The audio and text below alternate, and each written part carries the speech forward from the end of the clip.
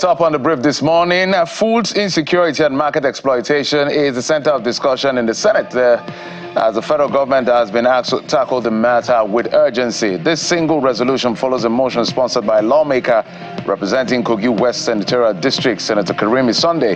In the same vein, the president of the Senate, Godswill Akpabio, who had earlier described the food situation as an emergency, added that the federal government has begun the distribution of fertilizers.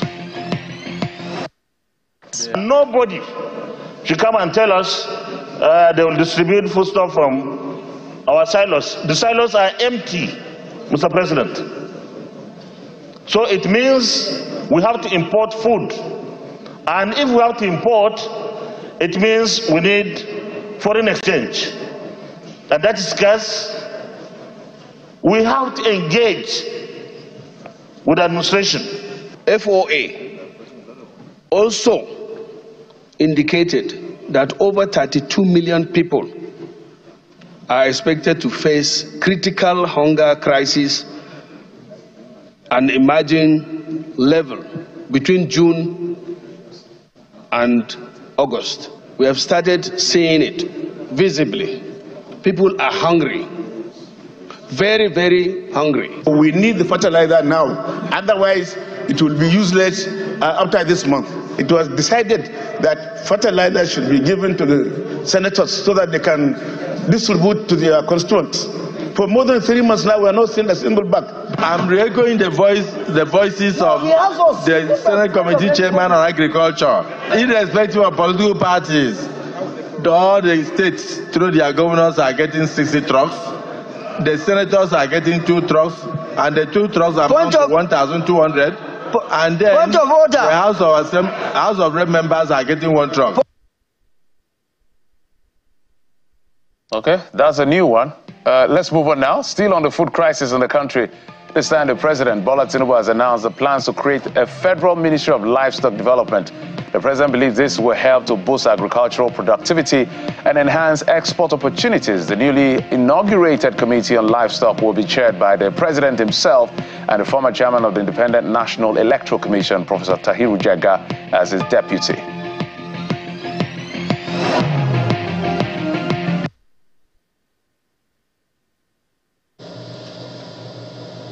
In a situation that is very confusing, I must mention here that I've discussed a number of occasions with the governors. They need to see this opportunity, seize it, let's run with it. From here, are we, at this junction, I will appeal to remove every taint of partisan politics from it. We've identified the model for livestock management. It is done in other countries, in other climes, successfully promoted. It created great economy and empowerment for ordinary people.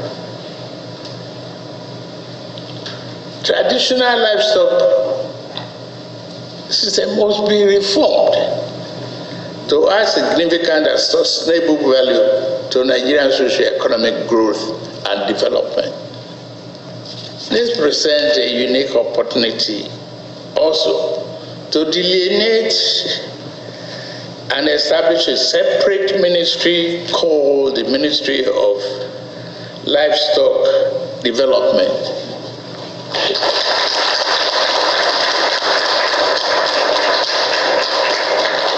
We develop the economy, give people opportunity to excel.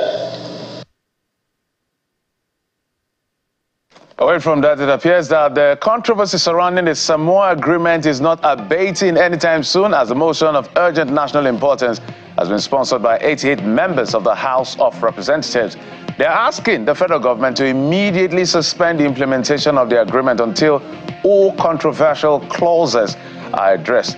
Meanwhile, a constitution amendment bill to improve women representation in Parliament through the introduction of special seats, and another introduced diaspora voting skills second reading in the House of Reps. The phrase gender equality, as reported, is a Trojan horse for deceptively bringing in all sorts of immorality to our country, as gender no longer means sexes, male and female, as traditionally understood. It now includes homosexualism, lesbianism, transgenderism, and animalism. There is nothing like lesbian rights or gay rights.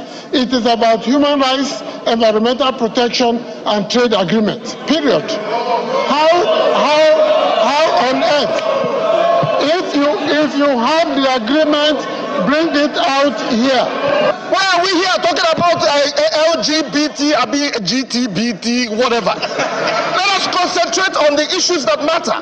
As far as I'm concerned, Mr. Speaker, our people are not interested in this, so let us step it down, let us close it, let us forget everything about it. Where the federal government is going into an agreement, by the provisions of Section 12 of the Constitution, the Parliament ought to be carried along. That matter is not over, the Samoa agreement, but the Nigerian Bar Association is stating its position. The NBA says that there is no provision in the agreement which requires Nigeria to accept or in any way recognize LGBTQ or gay rights. A statement signed by the president of the NBA and senior advocate of Nigeria, Mr. Yakubu Maikiu, indicates that the agreement was expressly made subject to local laws and the sovereignty of the contracting nations. Part of his statement reads in part, the Samoa Agreement recognizes, for instance, Nigeria's Same-Sex Marriage Prohibition Act 2023, and of course the supremacy of the Constitution of the Federal Republic of Nigeria 1999 as amended. The NBA says if this were not the case, it would have since advised the federal government not to enter or engage in any form of partnership or agreement that has the ability to undermine the sovereignty of the country in any way. Well, let's move on now. The nation's ivory towers is in news again as protests rock university campuses across the states in the country as non-teaching staff of universities protest the non-payment of their withheld salaries. The action by members of the Non-Academic Staff Union of Universities, that's NASU, and the Senior Staff Association of Universities, SANU, is in compliance with the directive from the national leadership of the two unions to embark on a one-day nationwide protest. Leaders and critical parties from the oil-producing communities in Imo State, comprising Ohaji Egbema, Oguta, and Oru East local government areas, have voiced their support to Governor Hope Uzodinma administration's efforts in tackling issues of oil bunkering, pipeline vandalism, and insecurity. This was one of the highlights of a town hall meeting organized by the Imo State government through its Ministry of Niger Delta Affairs and Intelligence. The federal government has made it a task that illegal oil bunkering must stop. Two reasons. One is that it's a crime. Second one is an economic sabotage to the entire country. Thirdly, it causes environmental degradation, and the aquatic inhabitant and ecosystem are heavily affected.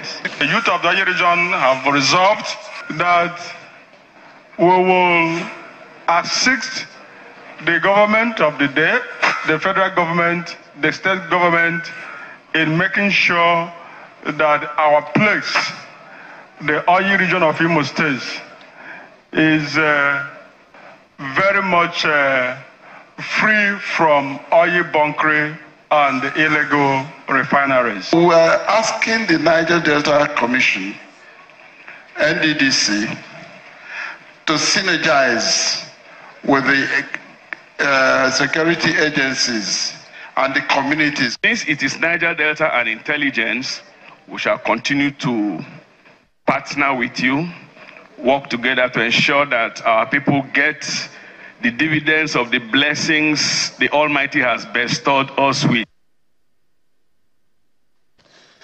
Moving on now, a business relation manager with Zenit Bank PLC, Ifeoma Agbonaya, has told the Lagos High Court sitting in Ikeja how funds were moved from the Central Bank of Nigeria through Zenit Bank to some account linked to Mrs. Margaret Emefiele, wife of the former governor of the Central Bank of Nigeria, Mr. Godwin Emefiele.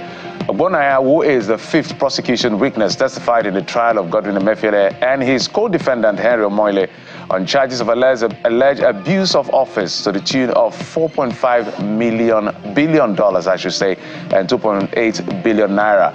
The inflows were for services rendered by the companies for CBN.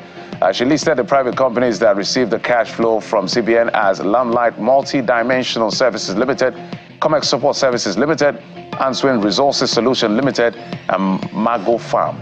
Ogbonnaya also told the court about some of the cash flows from the account received with no objections from the defense team. The court admitted in evidence the certificate of identification and the bundle of printed documents which contained the various transactions the witness purportedly carried out under Mrs. Emefiele's instruction. Justice Oshodi also granted a request by Mr. Emefiele's lawyers to recall the first prosecution witness on Monday, that's Osasua, for a further cross-examining. The trial continues today, July the 10th. Let's talk business. The Nigerian National Petroleum Company Limited, NNPC, says it's in talks for another oil-backed loan to boost its finances and allow investment in its business. The group managing director of the NNPC, or CEO, I should say, Mr. Melekari, says this in an interview with Reuters. The NNPC boss confirmed the company wanted a loan against 30 to 35 barrels per day of crude oil production, but declined to say how much the money they are seeking. He said the cash raised would be used for all the NNPC's business activities, including supporting production growth.